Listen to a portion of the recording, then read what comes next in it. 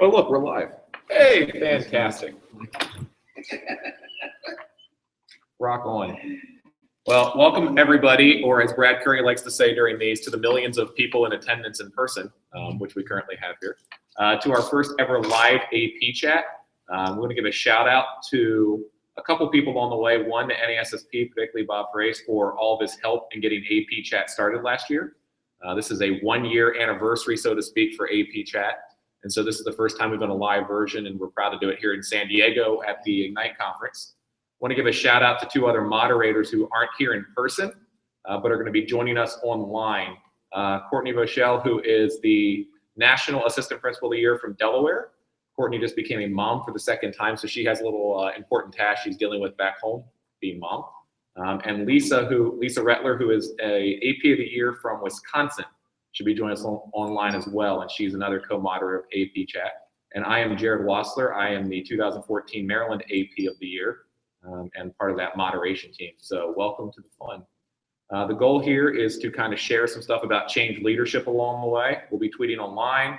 We're also recording this for posterity because we're going to have some special guests come up and change how they're doing change in their schools or in their districts, and hopefully get some expertise there. So without further ado, if you're online, go ahead and take a moment to introduce yourself. Some of you already have, fantastic. I'm going to go ahead and bring our first guest up. Who did I say I was going first? Was it you, Jimmy? I'm second. Are you second? Who did I have first? I forget. No, I have a question for you. All right, we're going to start. I'm going to bring someone special up there. Yeah, question. I have your question too. We're good. I lost that when I deleted my page. Bobby, come up here. We're going to pick on Bobby. He didn't even know he's coming up. Look how that works. So we're talking about change leadership. We're bringing up Bobby Dodd. I'm going to have Bobby introduce himself while I send out the first question over here on my end. No pressure, Bobby. Okay. Bobby Dodd, Principal, Gahanna Lincoln High School. Awesome. First question we're putting out there to talk about change leadership is, what does it mean to be a change leader? So if you can talk about that a little bit in the context of what you do and also some of the initiatives in your school, that'd be awesome. Well, to be a change leader, what you really have to do is focus on student growth. So some of the initiatives that we have at Gahanna Lincoln is, one of the things we have is something called freshman experience, where our freshmen come in. We try to house them in a certain location of the building. Due to the size of our school, we have close to 700 kids in the freshman class. We want to make a transition for them where they can come in, get used to their surroundings, because a lot of times our parents in our district, there's a fear from coming from the middle school to the high school because it's a big change. So what we do is we try to have programs set up for them during the year. They have their own counselor, have their own principal, and they build relationships with their teachers throughout the year. We have times where we have sessions where we'll have speakers come in, speak to them about setting goals. This year we set SMART goals for the students. So they looked at what their 4 years are going to look like when they're in the school, and try to set goals from their time their freshman year to when they graduate. So sometimes when you're being a change leader, you have to make those kind of decisions based on student growth and where you want kids to go from point A to point B when they end up graduating. Very cool. I'm going to throw you on the spot a little bit too. You inherited a school that had a lot of very positive change and growth. How are you as a change leader working to continue that growth they had before you had taken over? Well, a lot of times we continue and try to build off those things. So we work with our leadership team. We talk about things that are already in place, things that are growing, and we look at some things that maybe aren't going the way that we wanted them to, and we talk about meet as a team. And then the teachers go back and leadership team and meet with their core group of teachers and talk about how we can put changes into place. We also like to involve student voice. So we have the student council involved in a lot of our decision making. We have the student council share with us where our needs are in the school, because getting that student voice again helps us with student growth. So we just continue to grow with the things that we already have in place. Very cool. Well, I'm going to thank you, Bobby, for stepping up here and hanging out. You want to give them your Twitter handle in case anyone listening wants to follow you on Twitter? Yeah, sure. It's at Bobby _ Dodd. Get that underscore twice. Got to. Somebody already had the first underscore. Got to get that underscore twice. What are you going to do? It's like a middle name underscore. Thank you, Bobby, so much for helping out. Didn't you know he was coming up here, so wait for jumping in. John Bernia is on here. John is one of our brand new digital principals, and sitting right over to our left. And one of the things John posted is that change leaders are always focused on improvement, taking an honest look at where we are and how we can get better. I like the last two words he had there, low ego. Key point there about that piece. That, you know what, I'm gonna bring John up for a second. John, how about here? I want you to talk about that component. This is the first role as a new digital principal here. You have to jump onto chats very quickly. Sitting unnerved to have my face that big on a wall. Or as Joe pointed out earlier, no one should have to be seen at 177 inches. Yeah, So okay. Not sure where to look, so hopefully I'm looking at you. So I really like what you said there. First of all, congratulations, by the way. Thank you. Awesome. But I want to go into that low ego piece. If you can talk a little bit about change leadership and that idea of having that low ego. I just think that some people get so ingrained in this is why we do things this way because we've always done them this way, because they don't really take the time to self-reflect and kind of say, okay, well, we do this because we've always done it this way is the worst reason to do anything in our business. And so, but I think that you have to separate yourself a little bit, and I think you have to be prepared to kind of say what you're doing isn't working. You know, to make a change, the first step in making any kind of change is admitting what you're doing is could be better. Yeah. And so you have to be prepared to kind of let your guard down a little bit and say, there's other ways to approach this, or there's ways we could improve. Very good. Very good. I'm going to let you skip away. All right. You're on the spot. Again, congratulations. Thank you. Enjoy the experience. Thank you. Derek McCoy is here too. Yes, he is. Derek McCoy is sitting there. Got that Trinity knot rocking. You can try and make use of a microphone. No, I'm just gonna put it like in a little table. That's not creepy at all. You'll just lay it on the table and hope it doesn't pick up anything weird. All right, so the next person we're going to call up here is Jimmy Costas. The most entertaining man in the room. It's my pleasure. Thank you. One other thing on here, fellow co-moderator Lisa Rettler says a change leader has vision, strategy, rapport, and persistence to move an organization. Some good stuff there. As if Jimmy needs to introduce himself. He's apparently putting the mic right next to his phone, so that can't end badly. Just in case, you never know when it starts going off. So if you want to introduce yourself, Jimmy. Yep, my name is Jimmy Costas, high school principal from Bettendorf, Iowa. And just super excited to be here at NASSP. It's been a great start to the conference. Very cool. The second question I suppose that's one I want to have you kind of tackle a little bit. And what qualities in a leader help facilitate positive change? Well, no particular order. I would say I'd probably start with trust. There's probably nothing more important than cultivating trusting relationships with not just your students, but obviously your staff and your school community. I think you have to be really intentional in that. I think people pretty quickly can recognize what a genuine attempt it is when people cultivate those relationships and how you follow up and how you continue to be intentional in cultivating those relationships with people. So I think reflection is a huge one.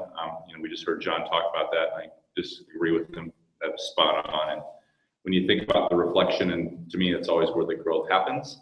And I think you have to be vulnerable in that, because to reflect and begin to look at what you're doing as a leader, you have to put yourself out there and be pretty vulnerable when you're doing that. I think a lot of leaders, in terms of how they build capacity, we recognize that, a lot of leaders, come from a certain DNA and want to go out and try to do it all by themselves or think they can. And we may be able to do it for a little while, but you really certainly can't sustain it. And we certainly could take our organizations to greater heights if we learn how to build capacity and are willing to do that. And that's where that trust piece kind of comes back in. I always think about something that Todd Whitaker has shared many times, and I admire Todd, and I've admired him for a long time. But one of the things he always said that always resonated with me is you really have to find time to find the good in people. And when we work with kids every day in the job that we do, whether it's with kids or staff, I truly believe most people want to do a great job. Most people want to do the best they can. And so it's our responsibility as leaders to figure out, what are their strengths, what are their attributes, what do they bring to the organization, and then continue to try to grow and develop that and cultivate that, inspire people to do that. So, I look at those are just a few things. Obviously, there's other things. I think being transparent, when you're working with teams of people, and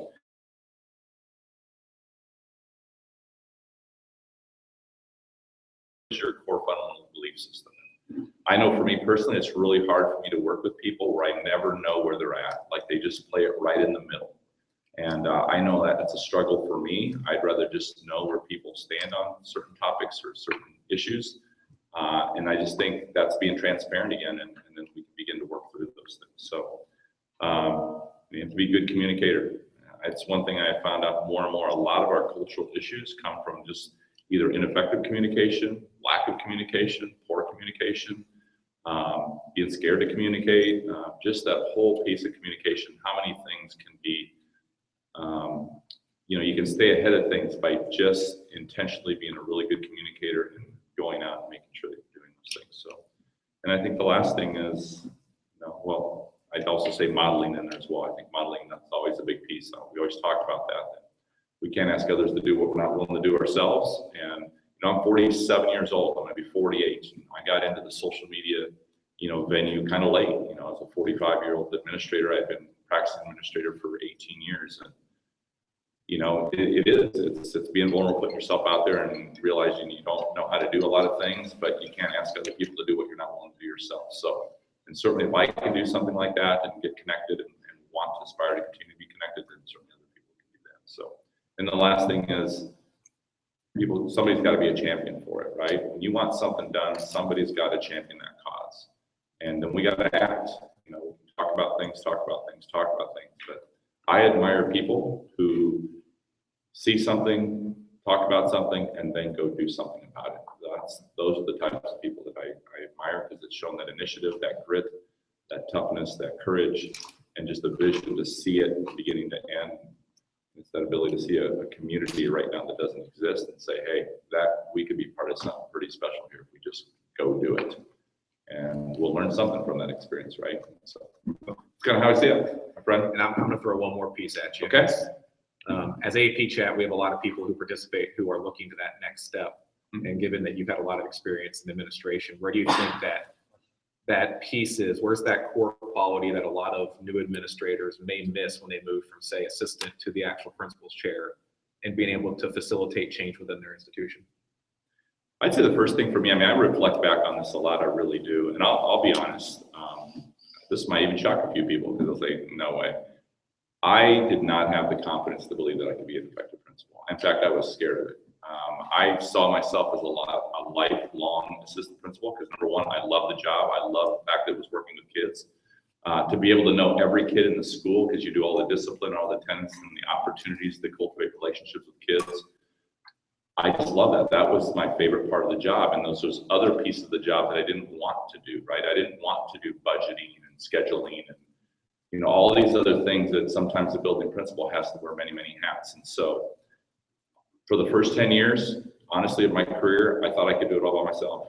And so one of the things I share now with APs who are aspiring to be principals is get ahead of it and start building teams, because to me, leaders build more and cultivate more leaders. And when you can build capacity, you can move organizations not only further, more effectively, more efficiently, and in a way that creates more people who want to continue to do great things. So that's what I see our responsibility is. So I think that would be key, is continue to build teams, build capacity, and allow other people to lead, and allow and trust that they can do that. And that's probably the couple things that I'd share. Okay, cool. I'm not going to let you get away without shameless self-promotion. Okay. You got something new coming out soon, right? Yeah, Joe Mazza has been doing some really great things with Back Channel. So we're really looking forward to that. Joe has taken the lead on a group of us doing some work with Penn University. I actually think that you were talking about the new book that you just got. Right here. No, I wasn't. I was thinking from our chat this morning. Yes. So thank you. No, this is I was just telling Joe. It's one of these things you look at yourself. I was never a very good student. I've shared my story before. I was never engaged. I was never a connected student. I never aspired to ever think I would ever. Whether I graduated from high school, certainly not college, but no one ever talked to me about going to college. And so I always tell people I'm not very smart. So I have a lot of gaps in my education, and I've been trying to catch up ever since. But I'm very grateful to Todd Whitaker, Jeff Zoll. I just learned so much from them having this opportunity. So it's just crazy to hold something like this. And I know that I said to Joe, it's one thing when you're when your parents are really, really proud of you. It's another deal when your kids look at you and they're proud of you. So That's cool. Good stuff, Jimmy. pretty awesome. So thank you very much. You guys You're are awesome. great. You're Love awesome, this man. group and just this whole idea of being connected with people. And, you know, I get to meet Dan McKay for the first time today. I haven't, you know, never met him face to face. You know, I met Reed and I met Derek and met Dwight and Daisy and Joe and all these other people, but being out here and connected with people is great. So keep up the good work and thanks for all the work you do for associate principals across the country.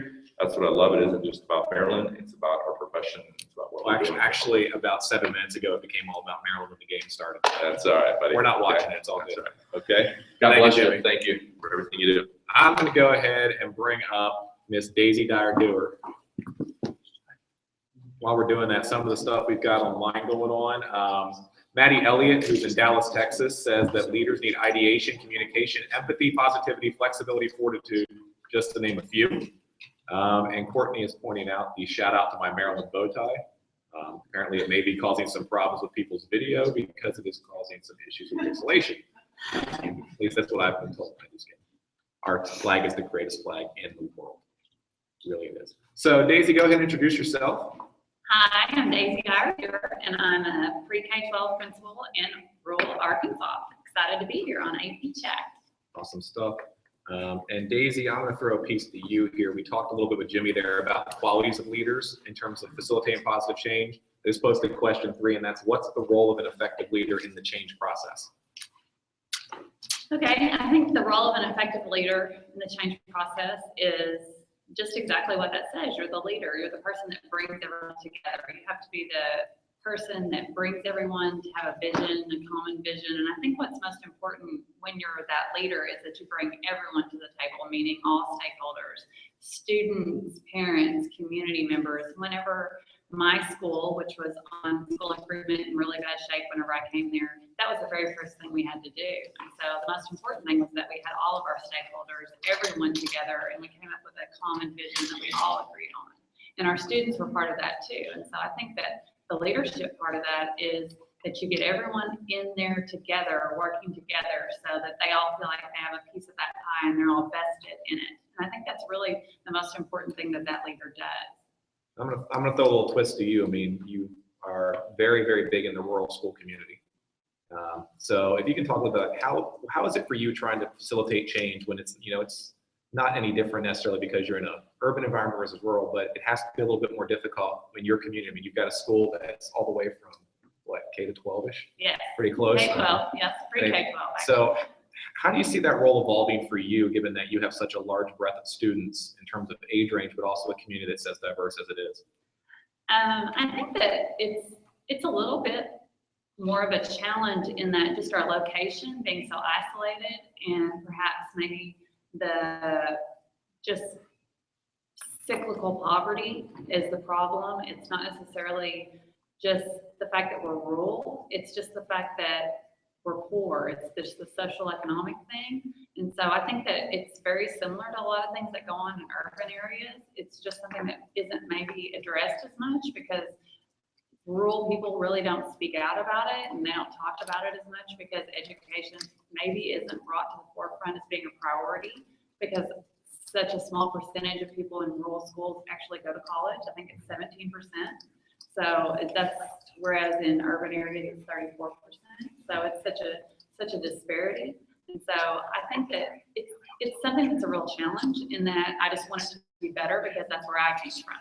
And I think that it can be better. And I think that no matter where you are, you should get that great top quality education. And one of the great things about technology is now that we have that and if we harness it and make sure that we provide the bandwidth that we need for every single school to have it, then there's no reason that everyone can't have that amazing education. I'm going to pick on Reed a little bit because he's in our audience. Reed is an assistant principal in Virginia, but comes via Maryland, so he gets props for that. But he says, building a common message and vision, my favorite part, it takes time and student voice is important. So getting that key, trying to find student voice. Absolutely. One other piece there, you can talk a little bit about relationships, because one thing in the change process is about building relationships with me. I know that for you, every time you get to present, I hear you get to say the 3 R's, relationships over and over again. Yeah. You can talk about how you've worked to not only build those relationships, but how you use those to facilitate positive interaction and change in your school. And I also think I don't know. I think I am Southern, so it's good to be able to just say the same word over and over slowly because we're good at that.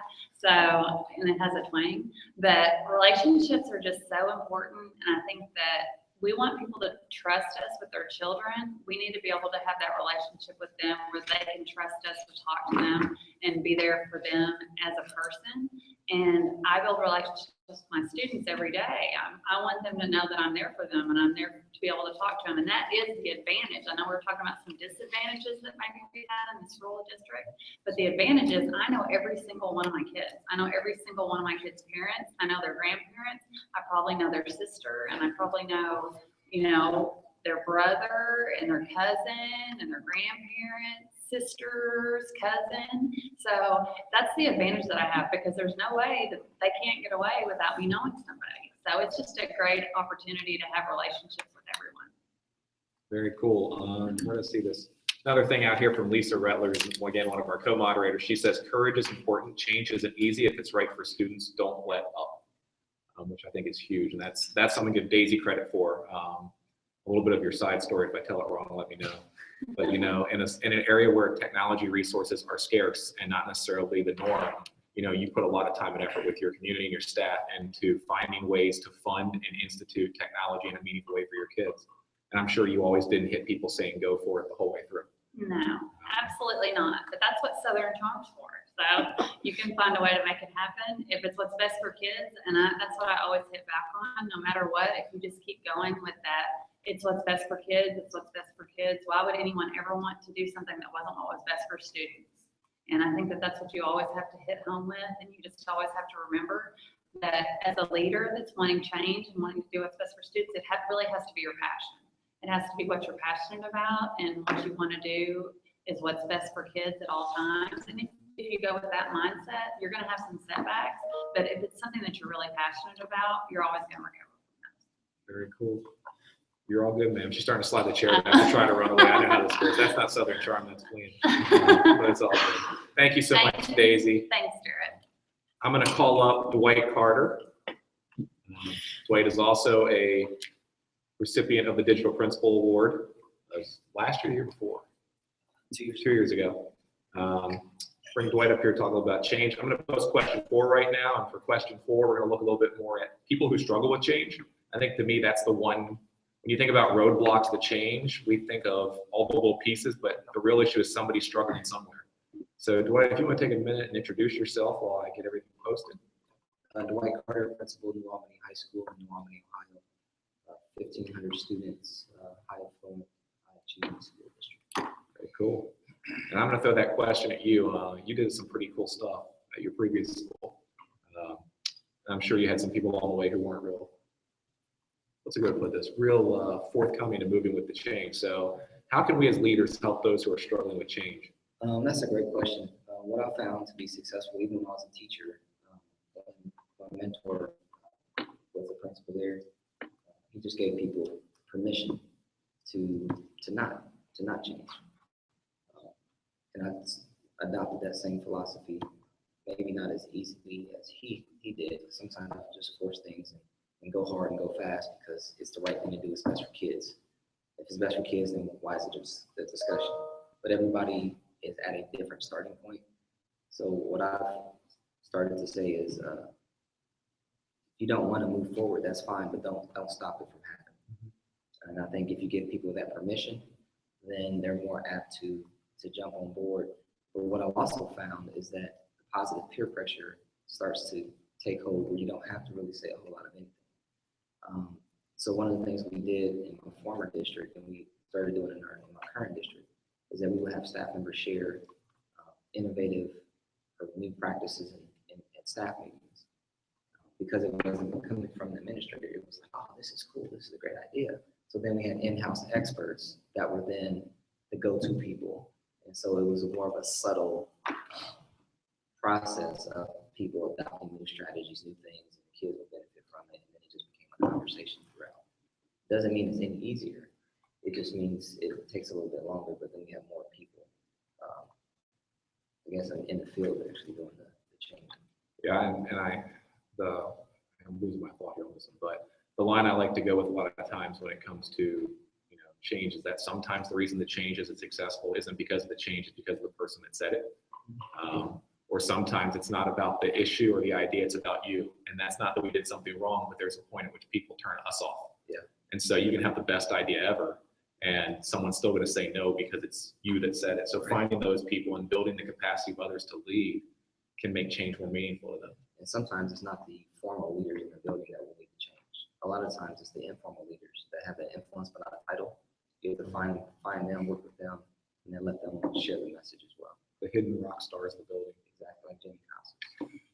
Jimmy is a hidden rock star. I don't know how hidden he is anymore. Yeah, But he's out there now. He's my guy. it's hard to see him out there among the 4 million people we now have filling the room here. But I mean, You can at least say 40. I'm going 4 million. I need to feel good You about say it. 40 people actually believe it. I don't need believability. If I said 40, that actually hold us accountable. that's a subgroup. We don't do that. So it's all good. Well, thank you, my friend. Thank you. I have someone who just popped in. I know he's going to guess, but he's about to. Watch what I'm about to do to him. Hey, Jason, come here real quick. Jason's about to be live on the internet. Didn't you know it yet? Okay. That's what he gets for showing up early. If you want to take a minute, introduce yourself. Don't worry, we're only broadcasting to like 3 people. Okay. It's our tech though. Good afternoon, everybody. Jason Marquis from East Lytton High School. Woo! Awesome. We're talking about change leadership. And one of the things that's come up a couple times is helping those who struggle, but also the importance of student voice. So I'd like to turn it over to you a little bit, talk about how in your school you've empowered your students to help change move forward.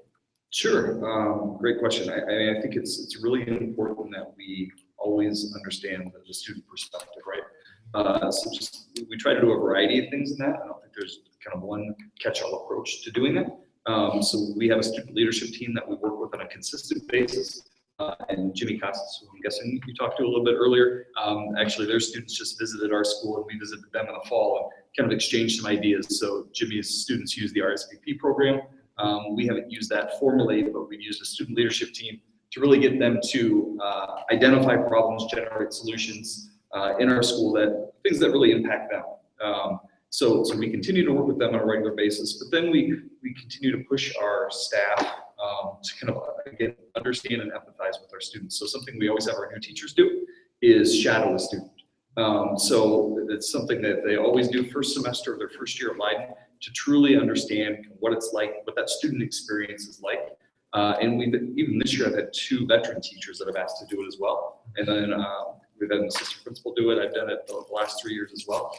So it's something that it seems like that modeling of taking on the student perspective is gaining more and more traction. Cool. I'm going to throw one thing at you for student voice too, or at least student leadership.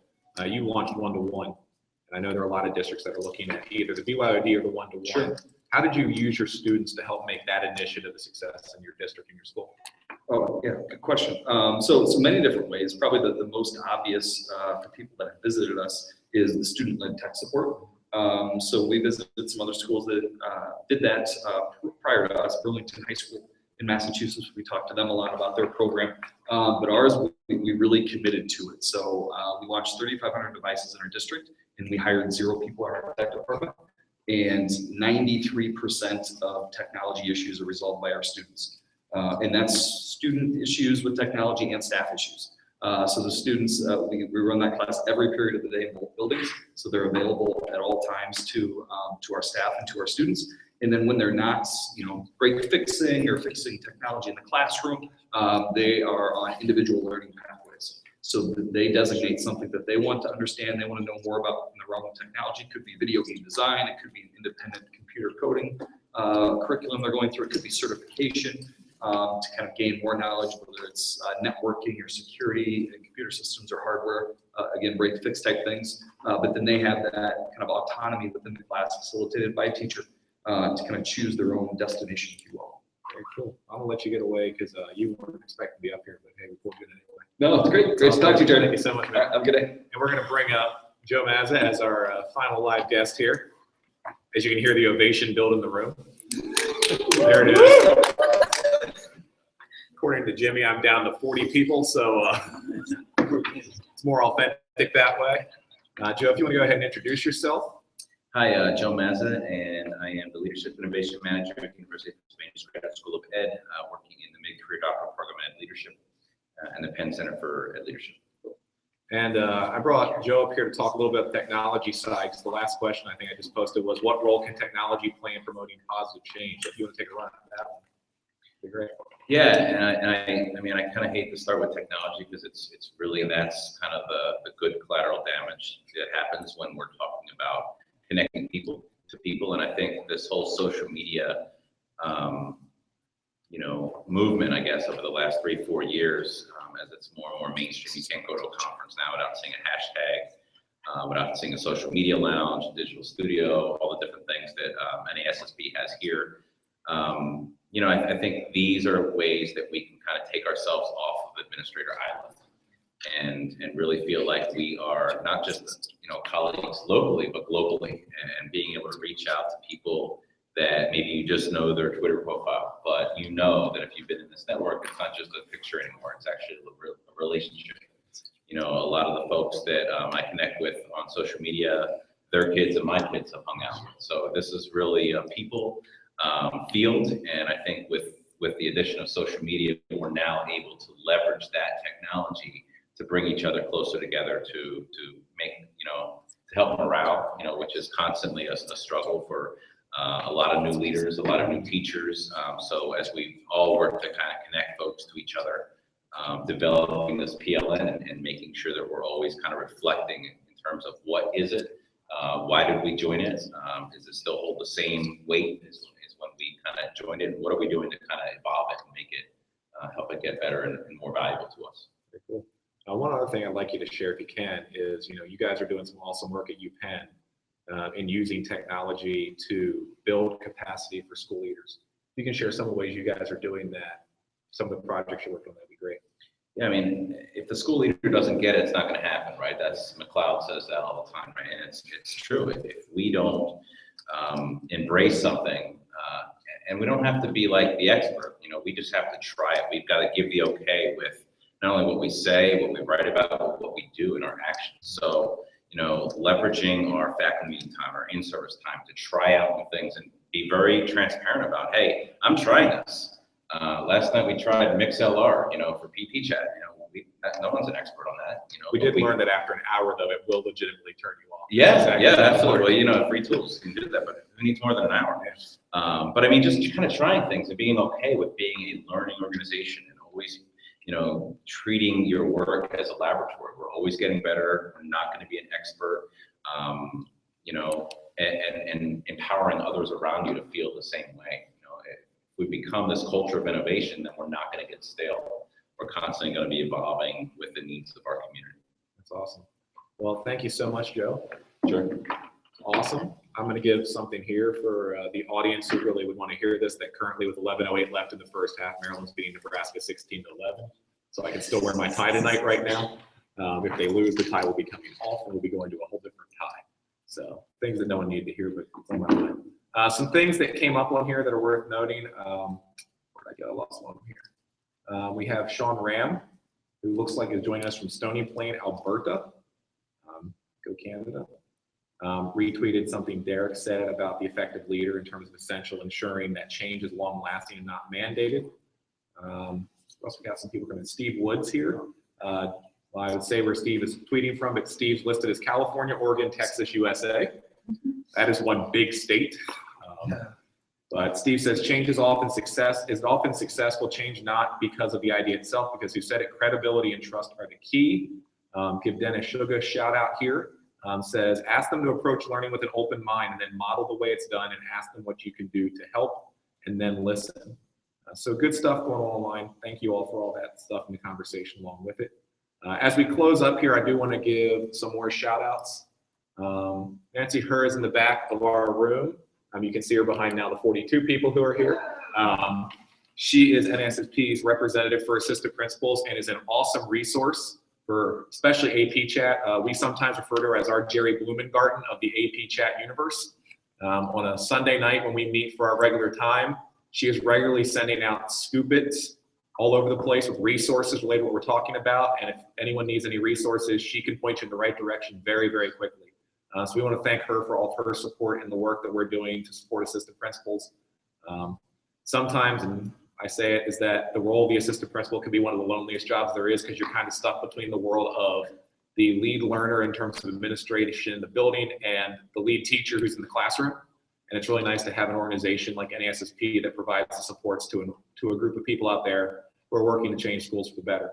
I want to send another shout out to Lisa and Courtney, who are tweeting live all over the place here. My co-moderators, they are awesome, awesome people. If you're not following Lisa Rettler, her Twitter is @RettlerLisa.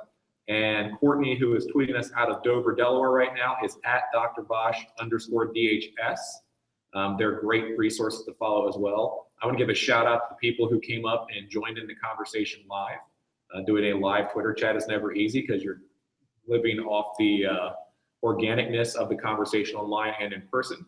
So I want to thank them for their willingness to come up and answer some questions, but also take some off the cuff and really provide their leadership. One of the beautiful things about NASSP, and especially this conference that I find, is that there's a lot of passionate educators doing amazing work for students, and the best part is they don't hide any of it. And I think that's the beauty of the connected community as well, is that we have educators who are out here trying to make a legitimate difference for the betterment of kids and not the betterment of themselves alone. And here it is great to go to a place where there are such awesome, powerful leaders who are doing amazing work and have absolutely no problem sharing with you. I will say this about every single person that sat up here in some way, shape, or form. I've connected with them online, but a lot of them have also connected my kids and teachers with in some way, shape, or form, from doing a Google Hangout with Jimmy's teachers for Common Core, to connecting to Daisy's teachers, while attempting to connect that day for a similar idea. You know, we've tried to reach out to other schools, and they are absolutely amazing educators who are connecting not only their teachers and their community, but their kids, and building a really change-focused program for their students where they're going to be ready for the world that awaits them. So that's my soapbox for the minute and a half or two. I want to thank everyone for jumping in. We've reached the end of our time, because here in beautiful San Diego, anyone who's on the East Coast watching this, which I believe would be Courtney and Dover, where I believe you're going to hit -4 tonight. Congratulations. And Lisa, you're in Wisconsin, so you're probably like -34 by now, and that's the heat wave. No pressure, but it's like 69 degrees with a light breeze outside on the bay, and we have a thought leader session coming with Michael Fullen. Also, one thing I want to plug there as we're at it, two things actually. AP Chat is every Sunday night at 8 p.m. Eastern Standard Time, so feel free to join us any Sunday night. And also, after this conference, we're going to be launching a book study series for the next month on our chat. Michael Fullen is one of our thought leaders tonight, and just released his book focused specifically on the principal. His change theory has been used a lot by educators for years, but now he has specific work about the role of the principal and how that works. So we're going to start a book study on his book starting next Sunday, not this coming Sunday. We're taking this Sunday off because this is our AP chat for the week.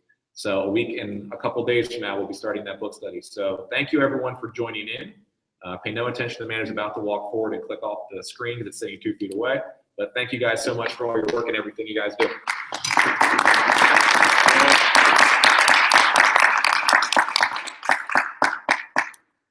There's a mouse over there somewhere. Oh, there it goes. Yeah, buddy.